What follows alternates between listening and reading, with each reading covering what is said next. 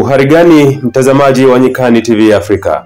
Leo ikiwa ni siku ambayo ni mwisho wa uhai wa bunge la Jamhuri ya Muungano wa Tanzania, bunge la 12 ambalo linahitimishwa jijini Dodoma. Boniface Anyisire Mwabukusi anatoa ufahamu juu ya swala la kisheria kuhusu swala la uasi.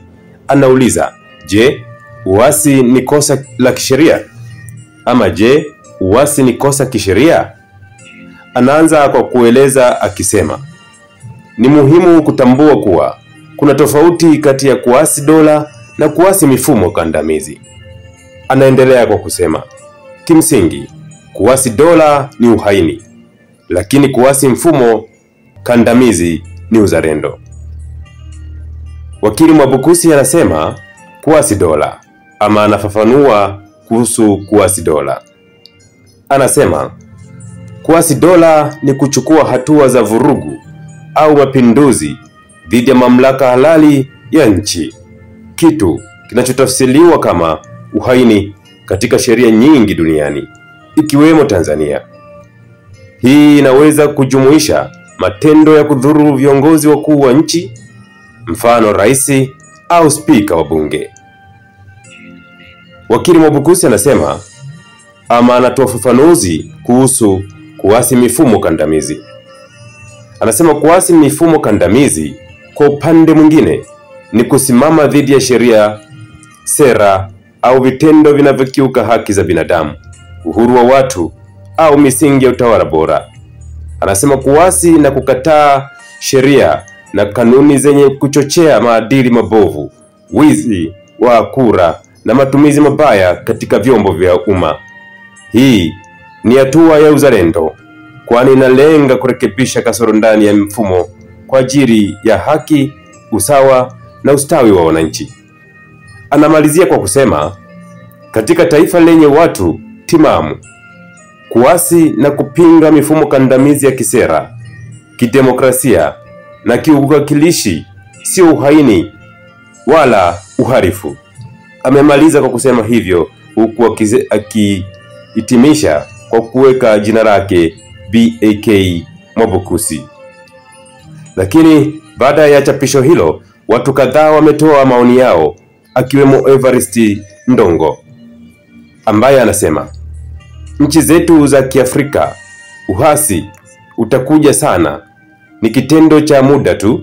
Afrika Magharibi wameanza, bado Afrika Mashariki jinzi hawakubali nyimbo za mapambio. Afrika Makabara anasema, wajomba, hii ni aibu na ujinga wa hali ya juu kwa Tanzania na bara la Afrika kwa ujumla wake. Haiwezekani wakati wa kuamua mambo magumu ya kisiasa, mapinduzi magumu ya kisiasa yenye manufaa kwa taifa na bara kwa ujumla, tunajikuta tukitumia vishoka, mapanga, bunduki na marungu ili kuyaamua. Mbona tujichore kwa mataifa ya kigeni kama wanyama na watu wasiokuwa na ufahamu? Yani, maamuzi yenye uwezekano mkubwa wa kumalizika mezani yanatulazimisha kuingia huko. Anasema ni kweli, no reforms no election ndio inasababisha baba zetu, kaka zetu, wajomba zetu na binamu zetu ambao wameajiriwa kama askari wa kulinda raia na mali zao wasilale, wakeshe usiku kuacha kama bundi wakiwatafuta wapinzani wa serikali wenye kusimamia misimamo ya no reforms no election. Mbona hii ni hoja ya kisiasa ambayo ilifaa kutatuliwa kisiasa? Anasema labda umri wangu ndo mdogo ukilinganisha na wazee wangu wa kijani, ila ninatambua vema kuwa matatizo ya kisiasa utatuliwa mezani kwa majadiliano, busara na nia njema. Ajabu ni kuwa serikali ya Tanzania inatumia utekaji mapanga. Anasema naanza kuamini kwamba hayawani nao wanaweza kuvaa uniforms, kuvaa suit, kusimama kwenye platform, kutoa hotuba na wakaheshimiwa kama binadamu. Anasema kama unaweza kutumia nguvu mahala panapohitaji akili, una tofauti gani na mtu anayetaka kumtoa mdudu jichoni kwa kutumia kijinga cha moto. Anasema nguvu pasipo akili si ujasiri. Anasema brother, kutumia mabavu kwenye vioo ni kuleta hasara ya makusudi. Anasema sidhani kama kuna utakayeiona busara yako baada ya vioo kupasuka. Anasema wote watageuka na kusema ni matumizi mabaya ya fikra. Anasema ukweli ni kuwa dunia inatuona. Kama wale wanaosema wanataka demokrasia lakini hawajui maana ya demokrasia yenyewe. Kama wale wanaosema wanataka amani lakini nyuma ya migongo yao wameficha silaha. Kama wale wanaotaka kujenga nchi kwa maneno ili hali wanaibomoa kwa vitendo. Ni aibu kweli. Kama watu wazima, viongozi na jamii nzima kwamba hatuwezi kukaa na kujadili tofauti zetu bila kutwangana, kutekana na hata kuuana. Hali iliyoko Kenya si nzuri na imetokana na watu wenye akili ndogo kuamua kudai haki zao baada ya wenye akili kubwa kushindwa kuwatetea. Kimsingi, sipendi vurugu, sipendi ghasia, sipendi maandamano. Napenda huo muda utumike katika uzalishaji, huku tuliowateua kama viongozi na wawakilishi wetu wakitutatulia changamoto zetu za kisiasa, kiuchumi na hata kijamii.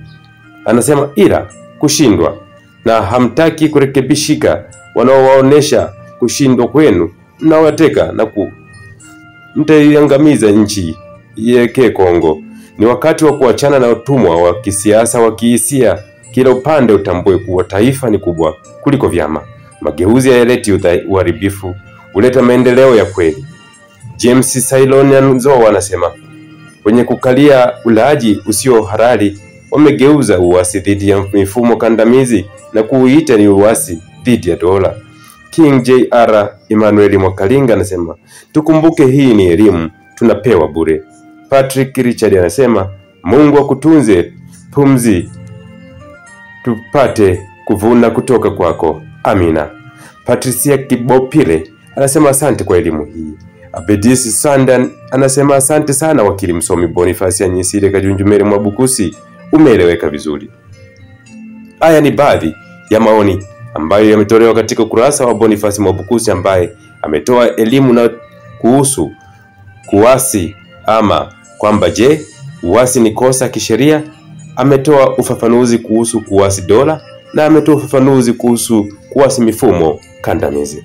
Mtazamaji, nawe unayo nafasi ya kutoa maoni yako katika haya yanayoendelea na hususan katika andiko hili ambalo amelitoa Boniface Mwabukusi kama elimu kwa umma, ni elimu ya uraia. Je, wewe unasemaje kuhusu na jambo hili ambalo ameliandika ama kulizungumza wakili Boniface Mwabukusi ambaye pia ni rais wa chama cha wanasheria Tanganyika Law Society TLS? Tafadhali unayo nafasi kama nilivyokuambia ya kutoa maoni katika comment section. Karibu.